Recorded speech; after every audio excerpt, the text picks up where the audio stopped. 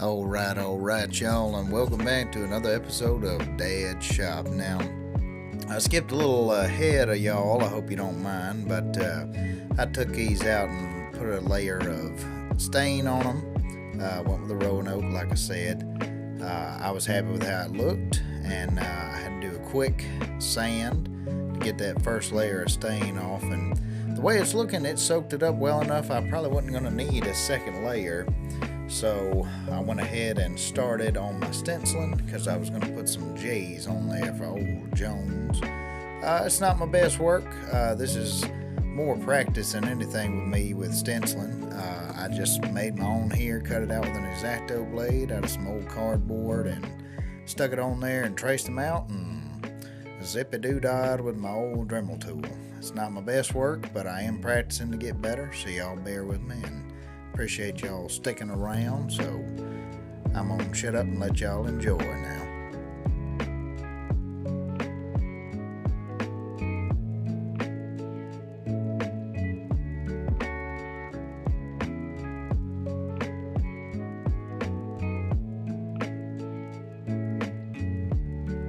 Tricky part here was this wood's so old and I guess you could say soft. It is a pine. Most of the stuff I work with is pine, and eventually y'all will start seeing me work with some walnut, cherry, whatever I can get my hands on, really, and some cedar here soon if everything works out, but bear with me on that one. But yeah, like I said, I don't claim to be an expert on anything, just an amateur out here learning, but I found that with this type of wood, it took some care because you could really dig in quickly even with a Dremel tool, and you'll see here in a minute I had to fine tune it with some sanding, and we'll get to that here in just a second.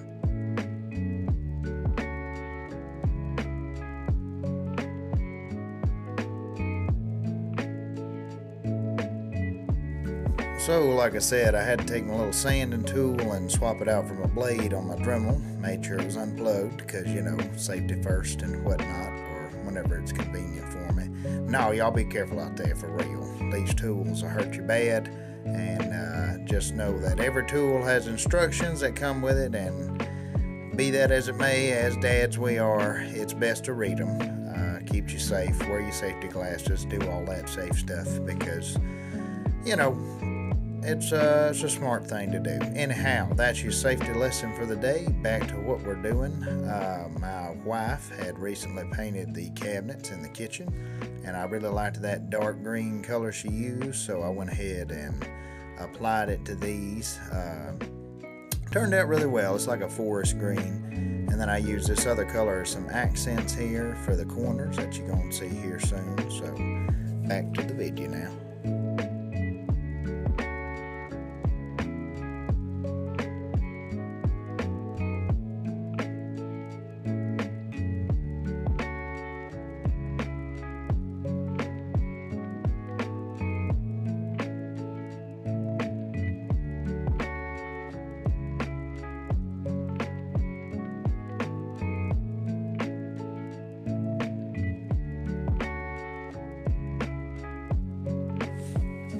I always find this part fun, just the details, which that is, they say the devil's in the details, but I believe not, because that's my favorite part is the details. Little stuff like this, just accents. To me, that puts the joy in the project, really, just fine tuning. And of course, all the sanding and everything, I find joy in that as well, but the prep work sometimes is hard to really visualize, but once you get near the end of a project, even if it's a small one like this, personally I find satisfaction in it, when everything comes together, even when I thought it wasn't. And right here you see me going ahead and going with the polyurethane. I threw one more coat of stain on them that night before I went to bed. Let them set up for a day or two, and put a real light sand on it, just a light hand sand, and then I started with the poly. This stuff, it adds a dark reddish color to it. I really love with that Roanoke stain, and as you can see here, it really turned out well, especially in the light. So I appreciate y'all sticking around from A to Z, and I'll be back again soon with some more videos I got in the work.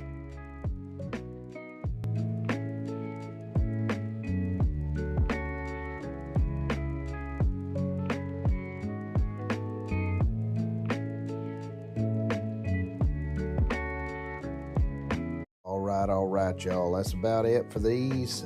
Just a quick little project, nothing too fancy. You know, I plan on getting me a router blade eventually and doing a little better job on some different ones for her. But for now, that engraving, you know, it turned out about as well as I thought. I wanted that aged look, and I think I got it. And I just grabbed these real quick at the Dollar Tree. And they're these little sticky pads. And I'm going to stick them in the corners on the bottom, give them a little bit of a surface to sit on. And that's going to be it. So I appreciate y'all hanging around for the whole thing. And we'll see you next time on Dad's Shop.